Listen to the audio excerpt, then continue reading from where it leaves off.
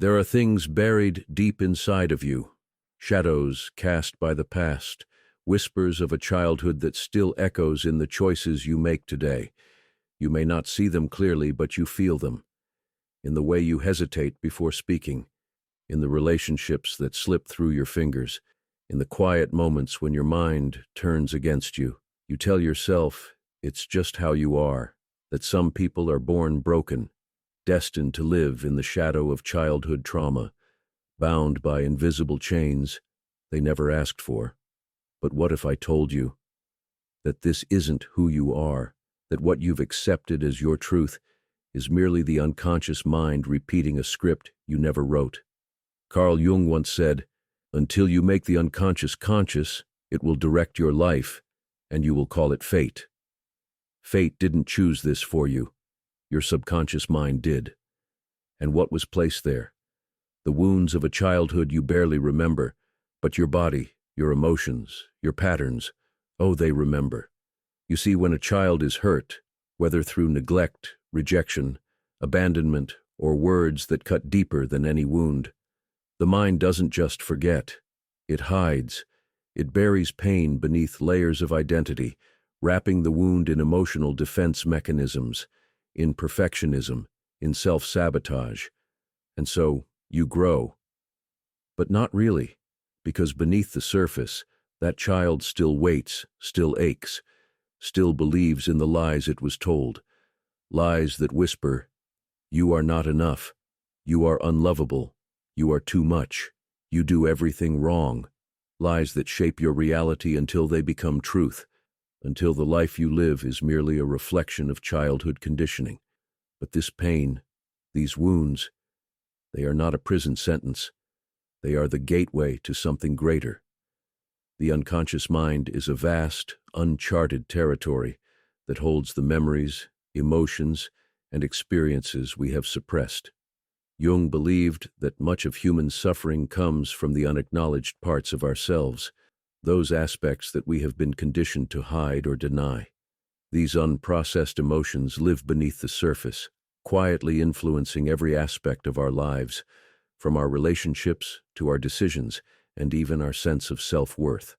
When we are unaware of the unconscious forces driving us, we remain trapped in cycles of pain and self-sabotage. We repeat patterns, choosing partners that mimic our childhood wounds, reacting to challenges with the same defenses we built as children. The unconscious mind controls far more than we realize until we shine a light on it. Through self-awareness, we gain the power to break free. When we start recognizing our reactions, questioning our beliefs, and uncovering the root of our emotional triggers, we begin to reclaim control. This is not about blaming the past, but about understanding it. Only through this awareness can we transform it.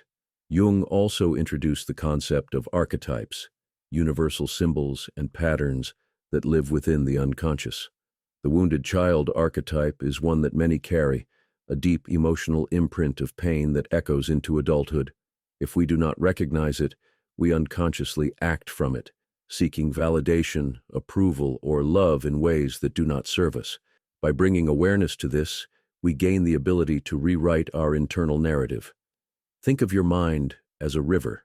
When trauma occurs in childhood, it carves deep emotional pathways, shaping the way water flows, directing how you respond to love, conflict, success, and failure.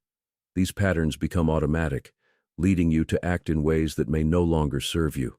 A child who was dismissed learns not to trust their own voice. A child who was criticized grows up afraid of failure. A child who experienced instability craves control in adulthood. These responses become deeply ingrained, creating a subconscious framework that dictates how we view the world and ourselves. Breaking these patterns requires more than just awareness. It requires rewiring the mind. This means actively choosing new beliefs, questioning automatic responses, and using techniques that help us form new emotional pathways. Healing is not just about understanding the past, it is about consciously shaping a new future. The shadow self is not something to be feared, it is something to be integrated. Jung believed that our suppressed aspects, our anger, pain, fears, and wounds hold immense power. Ignoring them only gives them control over us. Accepting them, on the other hand, allows us to reclaim our wholeness. Shadow work is the process of confronting these hidden parts, not to judge them, but to understand them. It is in embracing our darkness that we find our light. Every suppressed emotion carries wisdom, and by integrating our shadows, we open ourselves to deeper self-acceptance, authenticity, and inner freedom. This process can be deeply transformative.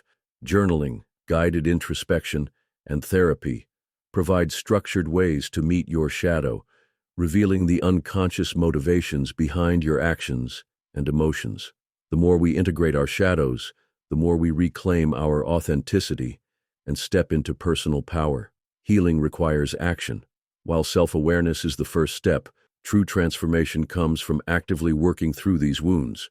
Psychotherapy provides structured guidance to uncover and heal deep-seated childhood wounds. Therapies like family constellation allow individuals to break free from generational patterns and unconscious burdens passed down through family lines. It is a powerful method that brings to light hidden dynamics within family systems, enabling a deep understanding of inherited trauma and how it continues to shape one's life. Theta healing works by accessing the subconscious to release limiting beliefs, while meditation and breath work offer powerful tools to reprogram the nervous system, calming the fight-or-flight response that trauma often leaves imprinted in the body. Holistic therapies such as Reiki, acupuncture, and somatic therapy work on an energetic and cellular level, helping to unlock the body's ability to heal itself. Reading self-development books can also be transformative, exposing you to new perspectives and techniques that encourage healing.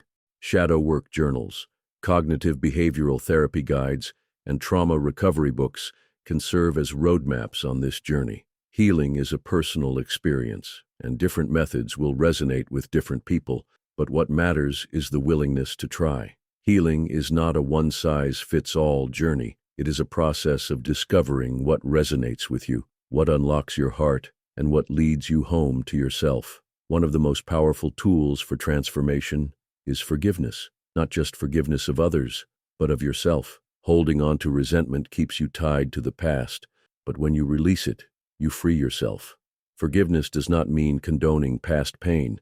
It means choosing not to let it dictate your future. Releasing pain also involves reprogramming the subconscious through affirmations and visualization. Neuroscience shows that repetition of positive beliefs can create new neural pathways, replacing old programming that keeps you stuck in cycles of pain. Practices like Dr. Joe Dispenza's guided meditations focus on reprogramming the mind at a quantum level, allowing you to step into a new version of yourself, one free from past limitations.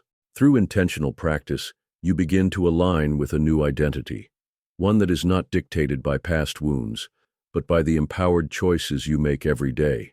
You are not your wounds. You are the awareness that sees them, the strength that rises above them, the power that chooses something different. The past may have shaped you, but it does not have to define you. This is your moment, the moment you stop running, the moment you face the shadows and realize they were never here to harm you. They were here to guide you home. Home, to yourself, to the truth of who you've always been beneath the weight of a past that was never yours to carry. And now, you get to let it go.